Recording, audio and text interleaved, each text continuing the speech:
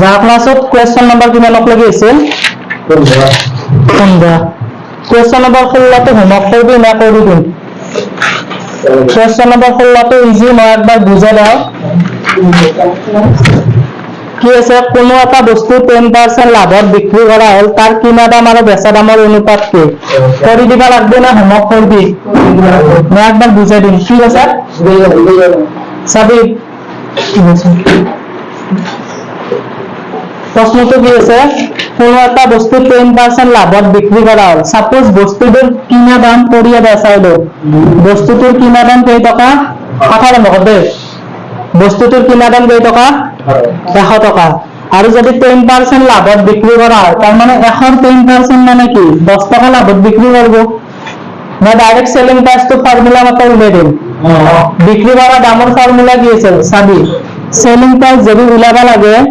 আমি মাল্টিপ্লাই সদায় কস্ট প্ৰাইস দি কৰো মনত আছে তো তাৰপিছত এটা আছিল যদি লাভ হয় 100 প্লাস লাভৰ শতাংশ মানে কি প্ৰফিট পাৰ্সেন্ট আৰু যদি লোকসান হয় লোকসানৰ শতাংশ আৰু লোকসানটো কি কৰিছিল মাইনাস সেলিং প্ৰাইস ফৰ্মুলাটো মই লিখি দাও 100 প্লাস লাভৰ শতাংশ বাই 100 এটা চাইলো সেলিং প্রাইস এখানে যদি পাইছে এটা প্লাস এইটো ঠিক আছে পাইছে যদি একবার বিকল কর সেলিং প্রাইস যদি উলা সদায় মাল্টিপ্লাই কি দি করছিল কস্ট প্রাইস দি করছিল আর যদি প্রফিট হয় 100 প্লাস প্রফিট পার্সেন্ট আর যদি লস হয় 100 মাইনাস লস পার্সেন্ট এটো প্রফিট আর লস একেলগে লিখি দিলো যদি প্রফিট হয় 100 প্লাস প্রফিট পার্সেন্ট আর যদি লস হয় 100 মাইনাস লস পার্সেন্ট ডিভাইডেড বাই 100 মনে করছি আর যদি আমাক কস্ট প্রাইস লাগে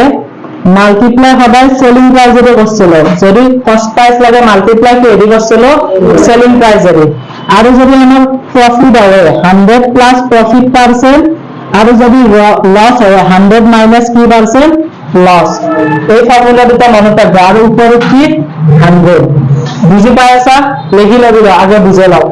100 প্লাস লাভৰ শতাংশ কিমান বুলি কৈছিল কোয়েশ্চন নাম্বার 16 কোনো এটা বস্তু 10% লাভত বিক্রি করা হয় তার মানে লাভৰ প্ৰফিট পাৰ্সেন্ট কিমান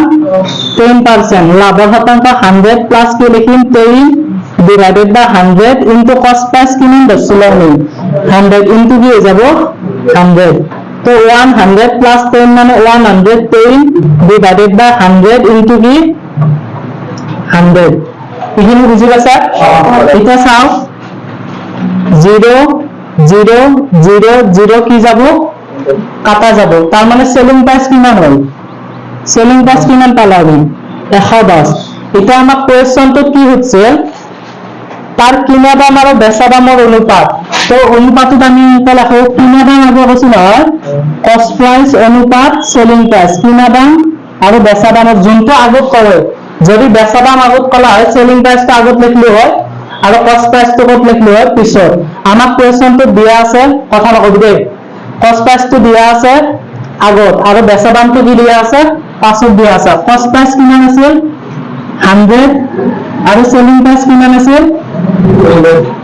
110 এটা এটি অনুপাতটো ক্লাস 8 তে শিকা গেছে 110 বাই 100 110 নহয় 100 বাই 110 এনেকা লিখবা পারো মনত পেলে দাদা a is to b মানে আমি is equal to a by b লিখতে পারো এটি অনুপাতত আছে না নাই 0 0 কি যাব ক্যান্সেল তার মানে কি হল 10 by 11 আর 10 by 11 একটু যদি এনাকে লিখবা পারো একটু এনাকে লিখতে পারো 10 by 11 মানে কি লিখিম 10 is to 11 আবার কিবা ডাউট আছে নাকি একটু ফর্মুলা মতে দেখিব টান পাছে নাকি একো টান নয় কিন্তু যদি অঙ্কও ভাবা বস্তু এটার কিনা দাম কত টাকা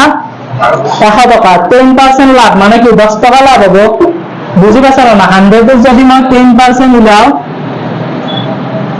0 0 0 0 কাটা 10 গুণ কি 10 100 টাকা যদি কিনা দাম হয় 10% লাভ মানে 10 টাকা লাভ তার মানে বেচা দাম নিশ্চয় কি হবে 110 টাকা আর এই ফর্মুলা মতে যদি ডাইরেক্ট হলো সেলিং প্রাইস 100 প্লাস মাইনাস করে দিছো গম পাছ না কেতবা লোকসান বুলি যদি মই এটা মাইনাস করবা লাগবে আর প্রফিট বুলি হলে প্লাস করবা লাগবে আর যদি কস্ট প্রাইস উলাবা দেয় মাল্টিপ্লাই হবে কি এদি করো আমি সেলিং প্রাইস এর করো আর যদি প্রফিট হয় 100 প্লাস প্রফিট তো তলো আর যদি লস হয় 100 মাইনাস লস তো তলো আর উপরে কি রাখবো 100 লিখিলো একটু 17 নম্বর কোশ্চেন তো কি আছে রিড কর কোনটা করে দিবি বোর্ডত 17 নম্বর তো পারবিছেন না পারবি করে দিবে না কোশ্চেন তো কি দেয়া আছে 30টা কণীর কিনা দাম 20টা কণীর বেচা দামৰ সমান লাভৰ শতকৰা হাৰ এটা চাও 20টা কণীৰ বেচা দামৰ সমান 30টা কণীৰ কিনা দাম কোশ্চেনটো বুজিলে ভালকৈ 30টা কণীৰ কিনা দাম 20টা কণী এনেকুৱা অংক কৰা গৈছে ক্লাছ 8 কি বুলি ধৰিছিলো লেট এটা কণীৰ বেচা দাম ধৰো আমি এটা কণীৰ বেচা দাম মানে এসপি বুলি লিখি দিলে এটা কণীৰ সেলিং প্ৰাইস কেই টকা 1 টাকা তো এটাকে 20টা কণীৰ সেলিং প্রাইস কেই টকা হবে 20 টাকা হবে এখিনি সবে বুজি পাইছা তাৰ পিছত চাও 30টা কণীৰ কিনা দাম 20টা কণীৰ বেচা দামৰ সমান তো 30টা কণীৰ এটাকে 30টা কণীৰ কিনা দাম 30টা কণীৰ কিনা দাম কিমান 20 টাকা হবে না না হবে 30টা কণীর কিনা দাম কত টাকা 20 টাকা এটা চাও 30টা কণীর কিনা দাম 20 টাকা আকৌ যদি 30টা কণী বিক্রি করো 30 টাকা পাম না পাম এটা লাভ কত টাকা হল এটাকে লাভ কত টাকা হবে লাভ ডাইরেক্ট কাটি দিলে 10 টাকা লজিকটো বুঝি পাইছ না না যদি পাত্তা যায় একবার পাত্তাও পারবি 30টা কণীর কস্ট প্রাইস 20 টাকা আকৌ 30টা কণীর সেলিং প্রাইস কত টাকা 30 টাকা হেতু লাইন লিখি দিবা পারা এটাকে লাভ হবে 30 মাইনাস 20 ইকুয়াল টু কিমান 10 টাকা এটা লাভৰ শতকৰা হাৰ এটা লাভৰ শতকৰা হাৰ কেনেকৈ লৈছিল কাৰ ফৰ্মুলাটো মনত আছে লাভৰ শতকৰা হাৰ কেনেকৈ লৈছিল চানি কি আছে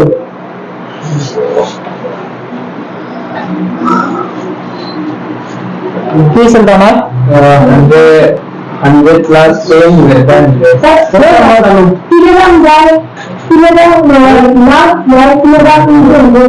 লাভ বাই কিনা দাম ইনটু লাভৰ শতকৰা হাৰৰ সূত্ৰ কৈছিল এটাকে লাভৰ শতকৰা হাৰ জানিব লাভৰ শতকৰা হাৰ ইকুয়াল টু লাভ বাই কিনা দাম কিমান আছিল লাভ বাই কিনা দাম 20 টাকা আছিল 30 টাকা নে কিনা দাম কত টাকা আছে 20 টাকা ইনটু কি পারছেন 100% তো 20 দিয়ে হক কয়বার 5 বার 5 বার গুণ কিমান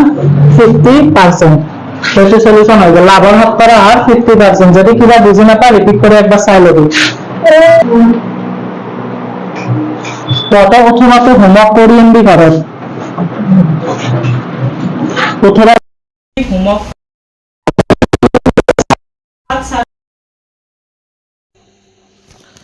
19 নম্বৰটো কি আছে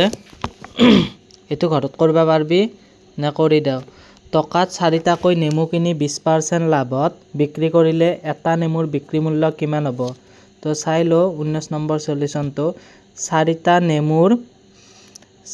নেমুৰ কিনা দাম সমান 1 টকা এটাকে এটা নেমুৰ কিনা দাম সমান 1 বাই কি হ'ব 4 টকা আৰু 1ক যদি আমি 4 দি হৰণ কৰো কি পাম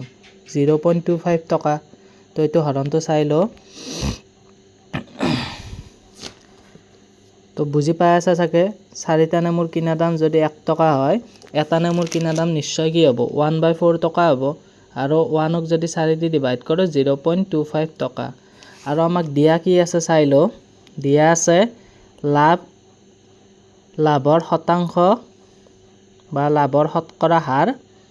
ইকুৱেল টু 20% তো আমাক কি ওলাবা দিছে এটা নেমুৰ বিক্ৰি মূল্য কিমান হ'ব আমাক নিৰ্ণয় কৰিব দিছে বুজি পাই আছা না সবে কি কৈ আছো তো এটো কোনবাই বুজি পোৱা নাই নেকি 0.25 টো তো 4 দি যদি একক ডিভাইড কৰো 0.25 এ পাম আমি তো লাভৰ শতকৰা 20% আৰু এটো আমি বিক্ৰি মূল্য সেলিং প্ৰাইজৰ ফৰ্মুলা তুলিলি নিশ্চয় ওলাই যাব ডাইৰেক্টলি 100 প্লাস এতে যেটাকে লাভ আছে প্রফিট পার্সেন্ট কিমান আছে 20% দিয়া আছে তো 100 প্লাস কি লিখিম নিশ্চয় 100 প্লাছ 20 লিখিম আৰু ডিভাইডেড বাই কি আছে 100 ইনটু কষ্ট প্ৰাইচ কিমান আছিল 0.25 তো এইখিনি যদি আমি সলিউশন কৰোঁ যিমান পাও সেলিং প্ৰাইচ এটো হ'ব তো 100 প্লাছ 20 120 বা 100 ইনটু 0.25 টকা তো 0 কেনসেল 2 দি 10 5 বাৰ 2 দি 12 6 বাৰ 5 দি 25ক 5 বাৰ তো দশমিক লাগব 0.05 হ'ব आंसर আৰু এই দুটা যদি মাল্টিপ্লাই কৰো কিমান হ'ব 0.30 টকা বুজি পাই আছে সাগে ক্যালকুলেশনটো কত মিস্টেক হোৱা নাই তো চাৰিটা নেমুৰ কিনা দাম দিয়া আছিল আৰু লাভৰ শতকৰা হাৰ আমাক 20% দিয়া আছিল তো এটা নেমুৰ কিনা দাম নিশ্চয় 1/4 হ'ব আৰু 0.25 টকা হ'ব দিয়া আছে লাভৰ শতকৰা হাৰ 20% আকৌ যদি আমাক সেলিং প্ৰাইস লাগে তেতিয়াহলে আমি সেলিং প্ৰাইসৰ ফৰ্মুলা সাইডত দিয়া আছে এটো 100 প্লাস প্ৰফিট এটাই হৈছে সেইকাৰণে প্লাস দিছো আৰু প্ৰফিট 20% আৰু মাল্টিপ্লাই কি কষ্ট প্ৰাইস আমাৰ কিমান আছিল 0.25 টকা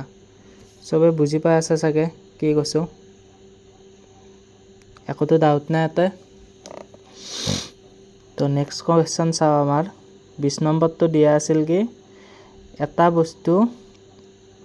এটো হোমৱৰ্ক কৰি লবি পাৰবি এটা বস্তু 500 টকাত বিক্ৰী কৰিলে 5% লোকসান হয় তো এটো হোমৱৰ্ক কৰি লবি তো 21 নম্বৰ কোৱেশ্চনটো আমাক কি দিয়া আছে গ্ৰাহকক আকৰ্ষণ কৰিবলৈ এজন ব্যৱসায়ী এটা চাৰ্টৰ দামত ক্ৰমে 10% আৰু 5% ৰেহাই দিয়ে তিনিওটাৰ সমতুল ৰেহাই কি হ'ব তো 21 নম্বৰ সলিউশনটো চাও আমাক লেট ধৰি লও প্ৰথমতে চাৰ্টটোৰ কিনা দাম বা চাৰ্টটোৰ দাম 100 টকা তো যদি চাৰ্টটোৰ দাম 100 টকা হয় যদি আমি 10% ৰেহাই দিও আমি ফৰ্মুলা ইউজ কৰি কিনেও কৰিব পাৰো চাৰ্টটোৰ দাম 100 টকা 10% যদি ৰেহাই দিও 100% যদি উলাও আমি কি পাম 10 পাম তাৰ মানে 10 টকা যদি ৰেহাই হয় চাৰ্টটোৰ বেচা দাম নিশ্চয় কি হ'ব 90 টকা আৰু ডাইৰেক্টলি ফৰ্মুলা ইউজ কৰি কিনেও সেলিং প্ৰাইস উলাবা পাৰা 100 ৰ 10% অলপ আগতে সেলিং প্ৰাইসৰ ফৰ্মুলা দিয়া আছে তো যদি তাতে হেনাকা উলাবা বিচাৰা হেনকা উলাই লবা পাৰবি তো ফৰ্মুলা মতেও ডাইৰেক্টলি 90 টকা পাবি আৰু যদি এনেকা কৰা 100 ৰ 10% 10 আৰু তাৰ পিছত 100 ৰ পৰা মাইনাস যদি আমি 10 কৰো 90 টকা পাম নেক্সট আকৌ 10% ৰেহাই দিছে এবাৰ কাৰ পৰা ৰেহাই হ'ব 90 টকা 90 ৰ যদি 10% উলাও কিমান পাম 90 ৰ মানে পুৰণটো বুজায় 90 into 10 by 100 0 cancel মানে 9 টকা আৰু যদি 90 ৰ পৰা 9 টকা ৰেহাই হয় 81 টকা হ'ব 90 - 9 হলে কি হ'ব 81 টকা তাৰ পিছত আকৌ আমাক 81 ৰ আকৌ কিমান পাৰ্সেন্ট ৰেহাই 5% ৰেহাই দিয়া আছে তো 81 ৰ 5% যদি ৰেহাই হয় পাছে দি 120 বাৰ আৰু 20 দি 81 ক ডিভাইড কৰিলে কিমান পাম 20 4 গুণ 80 তলত এক এটা নুমিল দশমিক দিলো শূন্য নামিল ক্যালকুলেশনটো কত মিস্টেক হোৱা নাই 100 ৰ 10% 10 টকা তাৰ মানে 100 ৰ পৰা 10 মাইনাস কৰিলে 90 টকা ঠিকটো আছে আকৌ 90 ৰ যদি 10% উলাও 90 ৰ 10% 9 টকা আৰু 90 ৰ 10% যদি 9 টকা হয় 90 - 9 যদি কৰো আমি কিমান পাম 81 পাম ঠিকটো আছে না কবাত ক্যালকুলেশন মিস্টেক হৈছে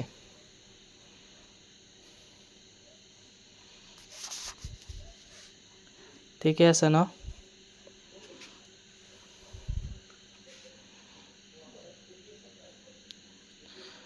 যদি 100 ৰ 10% 10 90 টকা 90 ৰ 10% 9 81 আৰু যদি 81 ৰ যদি 5% পাছে দি 120 বাৰ আৰু 20 দি 81 ঠিকে আছে 20 4 গুণ 80 এতে শূন্য না যায় শূন্য এটা দিবা লাগব শূন্য এটা নুমি আহিব আৰু 20 5 গুণ কিমান হ'ব 100 ঠিকে আছে 4 পইণ্ট কিমান পালো আমি 05 আৰু আমাক কুৱেশ্যনটোত সুধিছিল কি সমতুল ৰেহাই মানে টোটেল ৰেহাই কিমান হ'ল আমাক কুৱেশ্যনটোত কি সোধা আছিল টোটেল ৰেহাই মানে সমতুল ৰেহাইৰ কথা সোধা আছিল 10 টকা তাৰপিছত 9 টকা আৰু তাৰপিছত 4.05 টকা আমাৰ টোটেল ৰেহাই কিমান এখানি যদি আমি প্লাস কৰি দিও পাই যাম তো এইখিনি যদি প্লাস কৰোঁ কিমান হ'ব 5